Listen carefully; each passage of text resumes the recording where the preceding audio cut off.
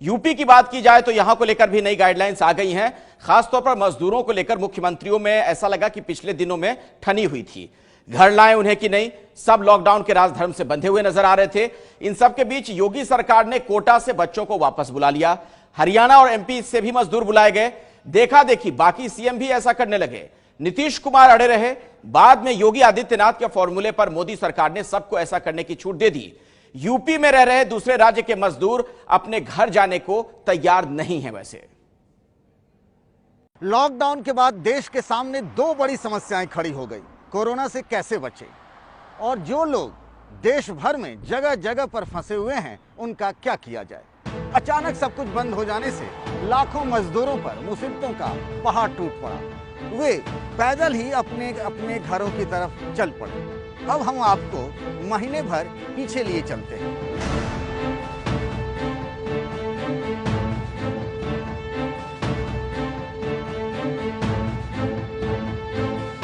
देखते ही देखते Delhi UP border पर हजारों की भीड़ जमा हो गई। जो कुछ था लेकर सब पैदल ही यूपी बिहार के लिए निकल पड़े। भूखे प्यासे, कंधे पर बच्चा और पीठ पर झोला लादे। कोई दिल्ली से तो कोई हरियाणा से निकला था। देखते ही देखते देश भर में हंगामा मच गया। हजारों की भीड़ देखकर यूपी सरकार के हाथ पैर फूल गए। मैं आपसे अनुरोध करता हूं, थोड़ा गैप कर लो, थोड़ा पीछे हो जाओ भाइयों। लेकिन सीएम योगी आदित्यनाथ ने मजदूरों को घर भेजने का फैसला कर लिया। बसों में भरकर लोग अपने अपने घर भेज दिए गए। करीब 4 लाख लोगों को दिल्ली के पास से निकाला गया। यूपी में तो सब नॉर्मल हो गया, लेकिन सूरत से लेकर मुंबई तक लोग सड़क पर उतर आए। सबकी एक ही जिद, हमें अपने घर जाना है। रोज कमाने और खाने वाले बेरोजगार हो गए थे। उन्हें एक वक्त का खाना भी नसीब नहीं था। कोटा में फंसे हजारों स्टूडेंट्स का मामला भी गरमाने लगा था। इन बच्चों की तकलीफों के बारे में योगी आदित्यनाथ को भी बताया गया। हर चीज़ की वहाँ दिक्कत होने लगी थी। लॉकडाउन की वजह से जो पीजी में बच्चे रहे थे उनको मेस की दिक्कत, मैं तो हॉस्टल में रहती थी, तो सबसे बड़ी दिक्कत तो वहाँ ये थी कि अगर हमारे अंदर सबसे बड़ा एक डर था कि अगर एक बच्चे को भी कोई एक बच्चा भी कोरोना पॉजिटिव निकला तो उसमें हर बच्चे को हो सकता था। यूपी सरकार ने बिना देरी किए कोटा के लिए बसें रवाना कर दी। बच्चों को कैसे लाया जाए इसके लिए गाइडलाइन जारी कर दिए गए। बसों को सैनिटाइज किया गया। बस में बैठने से पहले सभी स्टूडेंट्स का स्क्रीनिंग हुआ। यूपी आने के बाद सबको होम क्वारंटीन कर दिया गया, वो भी 14 दिनों के लिए। इसीलिए कोटा से आए बच्चों में से एक भी वायरस से संक्रमित नहीं हुआ। यूपी ने कोटा के लिए 530 बसें लगाई थी।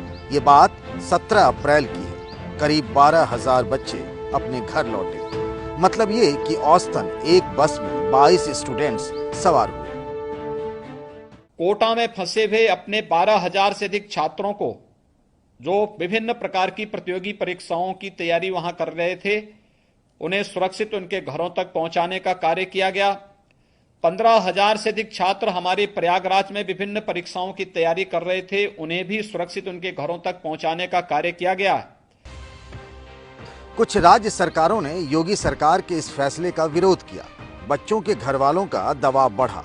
फिर धीरे धीरे छत्तीसगढ़ से लेकर हरियाणा तक ने कोटा में पढ़ रहे स्टूडेंट्स को वापस बुला लिया। बस नीतीश कुमार अपने फैसले से टस से मस नहीं हुए। इसी बहाने यूपी और बिहार की सरकार में तनातनी बढ़ गई थी। कोटा में बिहार के बच्चे धरने पर बैठ गए थे। मुख्यमंत्रियों के साथ प्रधानमंत्री नरेंद्र मोदी की बैठक में भी पलायन के मुद्दे पर चर्चा हुई। मीटिंग के 2 दिनों बाद केंद्रीय गृह मंत्रालय ने नया गाइडलाइन जारी कर दिया।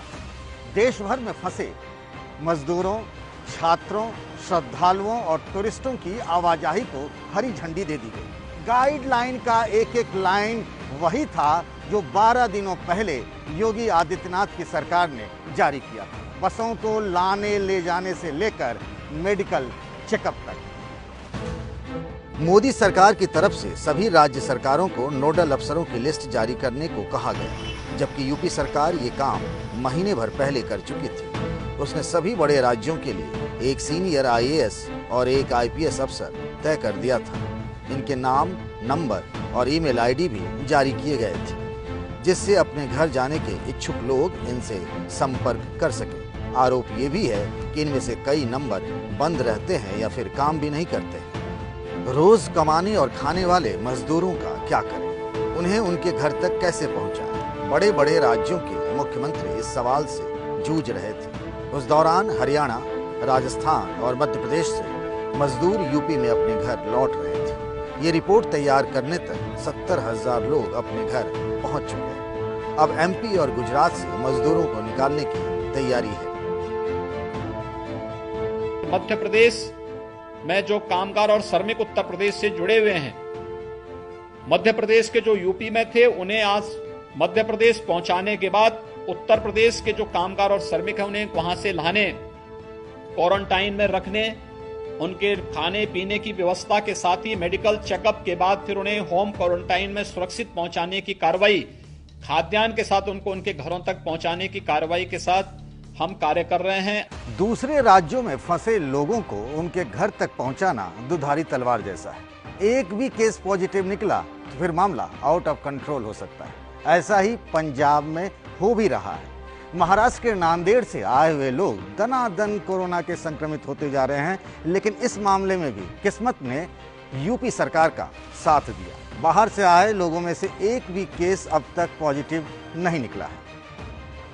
देश भर में मजदूर अपने अपने घर लौटने को बेचैन हैं, लेकिन यूपी की कहानी थोड़ी अलग है। अब बिहार के रहने वाले पारस के मन की बात सुनिए। वे लखनऊ के पास ईंट बनाने का काम करते हैं। और लॉकडाउन में कोई दिक्कत आ रही है यहाँ? लॉकडाउन में हमको कोई दिक्कत नहीं आ रही। सब मालिक यहाँ खाने पीने हर एक चीज़ व्यवस्था की कर रहा है। सब व्यवस्था है? सब व्यवस्था कर रहे हैं। अच्छा, तो घर जाना चाहोगे?